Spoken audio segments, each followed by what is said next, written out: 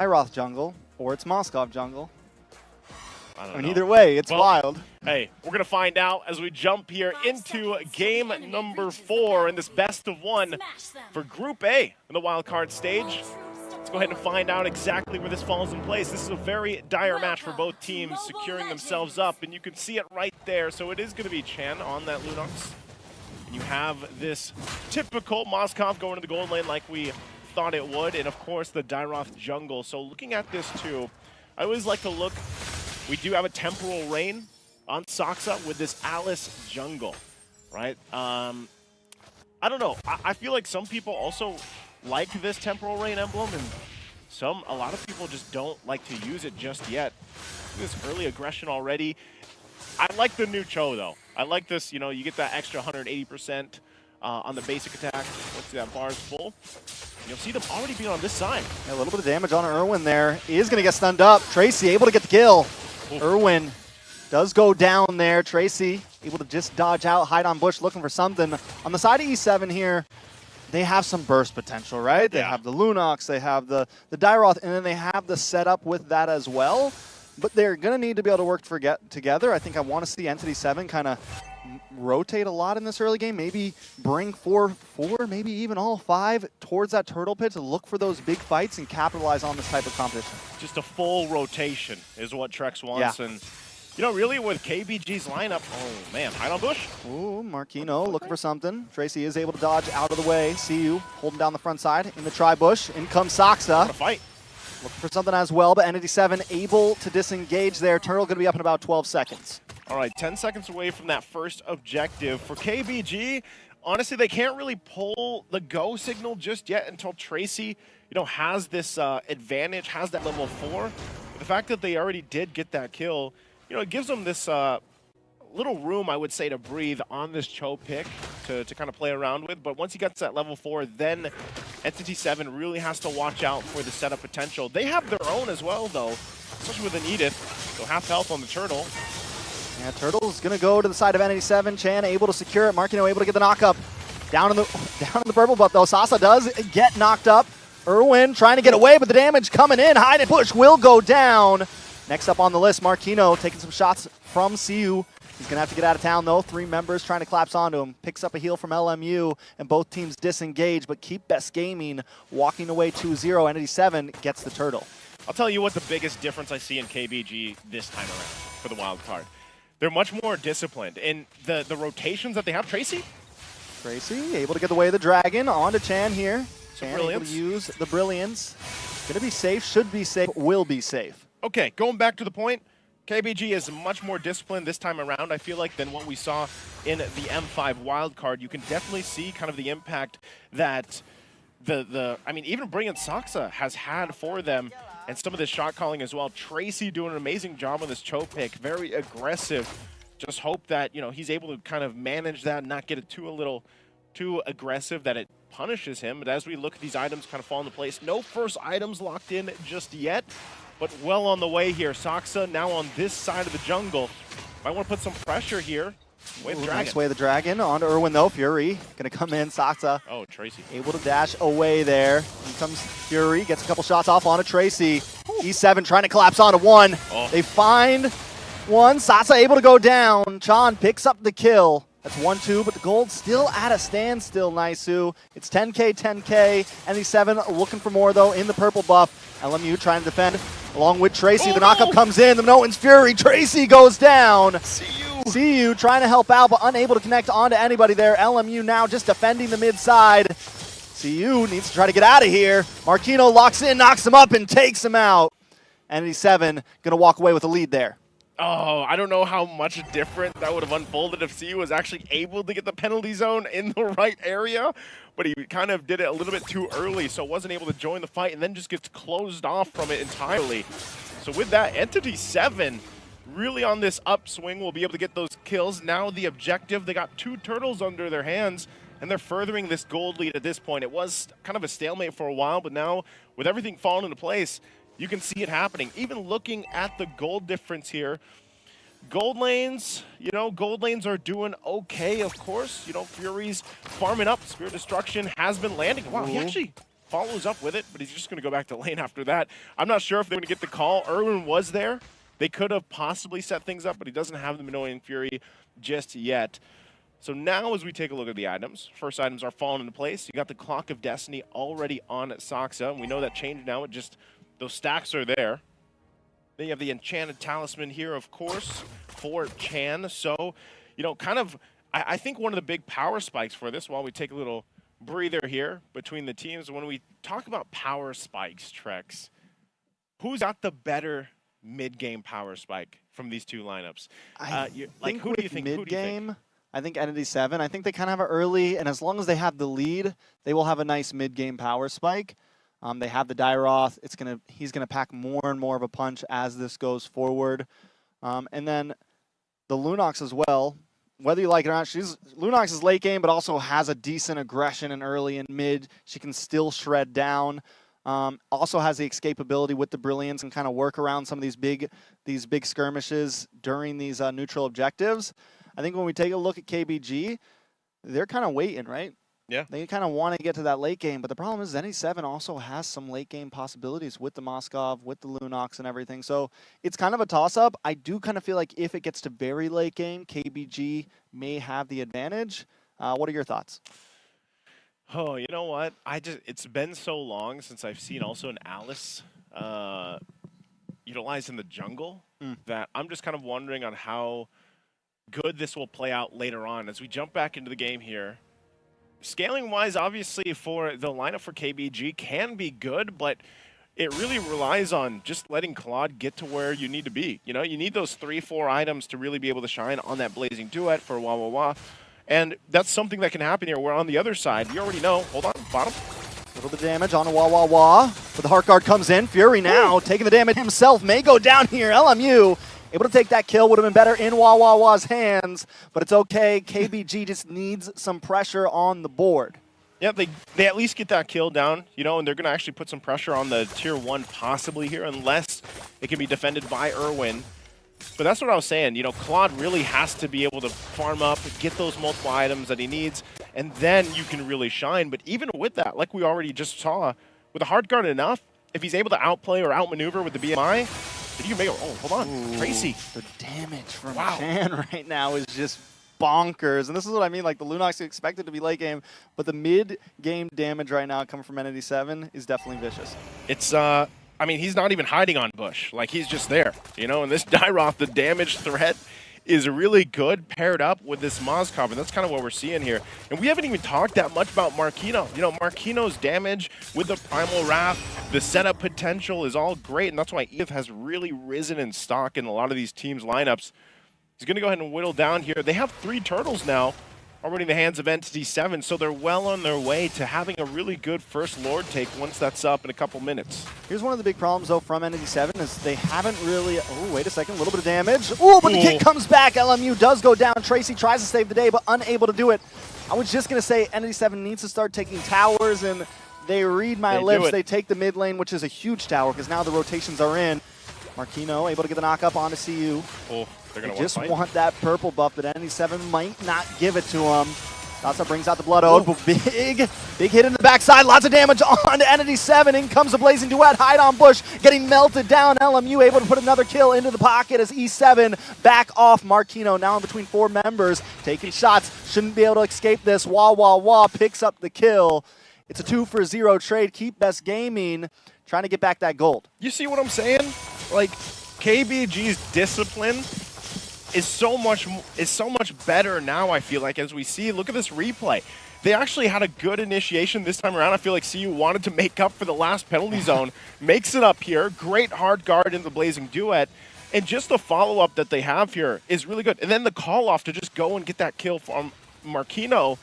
So, you know, some of this shot calling that you're seeing happening in real time for KBG is a very different KBG than before. So, honestly, with this game, the best of 1 and knowing what's at stake here for both these teams, Trex, it could go either way once we get to the Lord. Yes, ENTITY7 got all 3 turtles, but KBG's got some good fight in them too. I mean, look at the items. He's only got a DHS and a Corrosive Scythe. He's working on that 3rd item. Probably going to pick up the Golden Staff. Might choose to take some defense, though, too. Could pick up an early Wind of Nature. But right now, KBG showing that they can actually contest and fight against Entity7 despite them really controlling some of these objectives. So now the Lord's up. They're going to go ahead and just full-on start it. They'll keep LMU up top. Look at this pushing. Saksa trying to find a way in as Fury just melted down. Penalty zone in the backside. Only finds Chan, but Saksa comes back and gets the stun onto 3 members. More damage coming out. A nice way of the Dragon. Marquino goes down and Saksa able to take another one. Fury finds Tracy, but the Lord still don't know. Saksa takes it. It's 4 members down on the side of Entity7. Nothing but Irwin left. KBG take the lead and start to bring the game into their hands. What a fight from KBG, and they're going to get so much off this first Lord here. They might even knock on the shields of these base turrets of Entity7. And as I was calling it, you know, it really depended. Where were they going to be able to fight on that first Lord? It looked like Entity7 wanted to rush it, and they did. They brought it to a 1/4 of the health, and then they lost the fight. Now, CU has had 2 great setups with the penalty zone.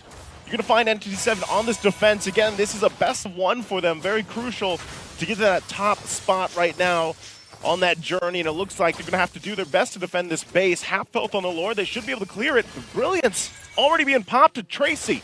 Look at him just standing here menacingly, but they'll go ahead and work on that. So they're fine, but Entity7, it's looking, you know, the lead they had, it's now lost. They're down about 3,000 gold. You can see some of these spikes happening. The item spikes are happening. Those items of the, you know, the 2nd, 3rd, 4th items are being locked in here. Some defensive items as well. And I gotta say, man, CU has really stepped up after just that one minor mistake he had, you know, with the penalty zone. A lot of these penalty zones are the things that are setting this up for KBG to fight on. Yeah, we're starting to see the Dairoth fall off a little bit, right? Hide on Bush, 0, 3, and 3. Yes, he packs a punch, but the defense just isn't quite there. He just locked it. He has the Radiance. Looks like maybe he's going for anti-Cuirass, possibly? Yeah. He's got the Juggernaut in right now. Depends on which route he wants to take and what he wants to work on next, but still, it's just not enough, and nobody's really holding the front line for Entity7, and even if they do, Sasa just hits that flicker into the backside and is able to get it, like we saw, 3-man stun right next to the turtle, able to put out the damage. I feel like Keep Best Gaming, their positioning so far in these small skirmishes, in these fights, has been key to their victory.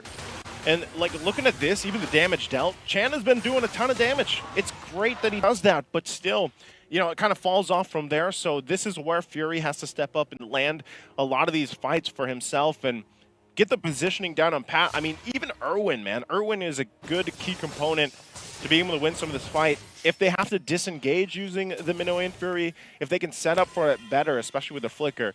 But right now, it just feels like Entity7 doesn't have much of a choice. They're playing at the tune of KBG. And sometimes that's even just Tracy, the threat, I could say. Like, this is something that, you know, there was a time we didn't see Cho pop up too much.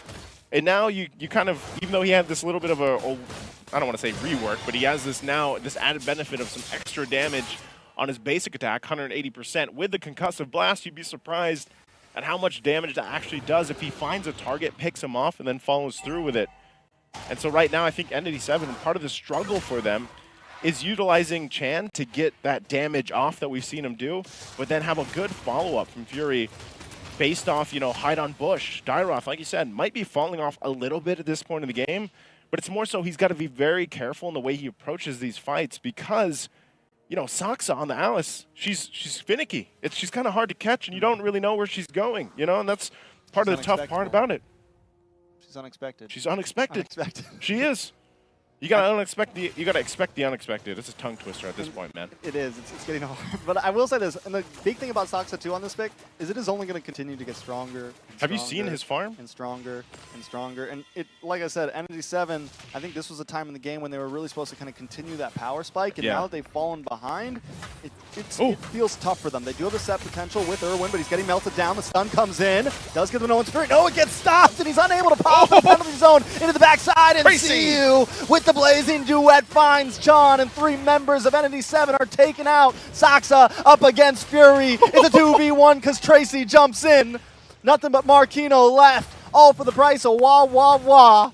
Keep Best Game and looking to possibly end this. They're going to try to take this tower. They got a wave coming down the mid side. Tracy, CU, LMU moving on to Marquino. Okay, Marquino, it's just him by himself. He's just going to try to clear the wave, hold on to the base turret. Oh, LMU, okay, he's going to be fine. Oh, Tracy goes in even defensively. Look at Marquino's damage. the trading between them, KBG is definitely a different team than what we saw before. Even that little exchange there seemed kind of back and forth. And wait, does he not go for Wait, the Lord? Trex, they don't, off that That's too whole much exchange, damage. they don't get the Lord. I don't think so. Could he do it himself? Was the Lord was hitting too hard? Well, the Lord does hurt. hit hard It now. does hit hard. I mean, look at the replay. This is, again, a great initiation for KBG. CU gets a penalty zone on 2. Tracy gets the nice, good Way of the Dragon, and they follow up. From this, I'm kind of surprised. They get Fury. It's only Marquino. They could have actually just made a beeline for the Lord, got the Lord, but instead they tried to get that mid-turret. They didn't even get the mid-turret. So now they're back to square one here for the Lord dance. And yes, to answer your question, the Lord hurts quite a bit. I mean, even if it's the first Lord of the game, second Lord, they do quite a bit of damage to these junglers now with that change. I mean, 2 shots on Assassin, he's down to like 70%. Yeah. I don't think he could 1v1 Lord right now. He might not be Marquino. able to do it. Oh, wait a second. Way of the Dragon onto Marquino up in the top side. Wawa able to pick up the kill. And I think as long as Keep Best Gaming keeps on getting these pickoffs, Yeah. ENTITY7, they're not going to be able to compete for this. They can't even really find a way in exactly. I think Irwin, the only big possibility for ENTITY7 is a big No One's Flicker, right? A big Fury Flicker, able to maybe just catch them off guard. I think that's just in the base at this point, Trex. That's going to be the Lord already secured here for KBG. Tracy has been on point with his Cho, really able to pull the trigger and find the right targets, giving the advantage to KBG at this point in the game. 15 minutes in. Items nearly locked in, you know, especially for Wawawa. He has pretty much everything he needs, plus the hard guard. It's really difficult to get to him now that he also has that defensive wind of nature. So ENTITY7 going to have to defend against this push from the Lord. It's going to charge in and take out this mid-turret. Can they defend this? Now watch for Saksa. Look for the dash in. Lord able to take down the tower. Tracy able to get the Way of the Dragon onto Marquino. Couple shots from Wawa. Nice No One's Fury. Is it going to be enough though? CU taking a lot of damage. Marquino goes down and they're unloading right now. Sasa on the front side. Sasa looking for more. Hide on Bush taking some damage.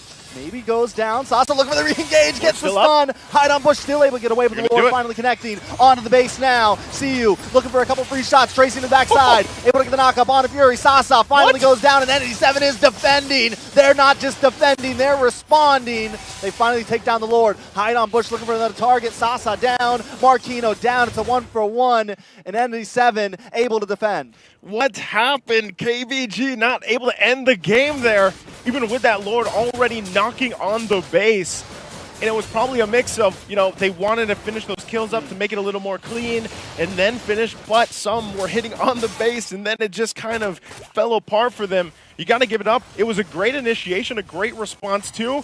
You know, it took a little while for that entry. Once the hard guard was used for Wawawa to go in, you're going to see that unfold here. You think they could push this one in, but it was a great defense from ENTITY7, really clearing the best they could, pumped out a lot of damage, and then KBG kind of just, they didn't know what to do at that situation. So then they find themselves at least with 2 turrets down in ENTITY7's base, but they're going to find themselves in a similar situation where it's like, all right, Tracy, we're counting on you.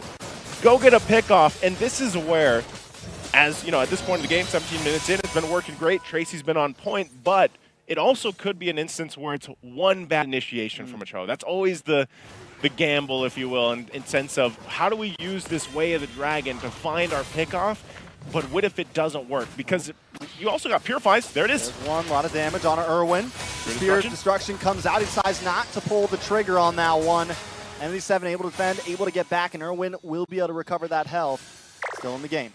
Okay, they get a lot of ultimates out, you know, at least, but what it all comes down to, once again, Trex, is just resetting. You know, they're still, what, 14 seconds away from this Lord here. And the further that they wait, that ENTITY7 waits for this, the better chance I do feel like that they have contesting a Lord.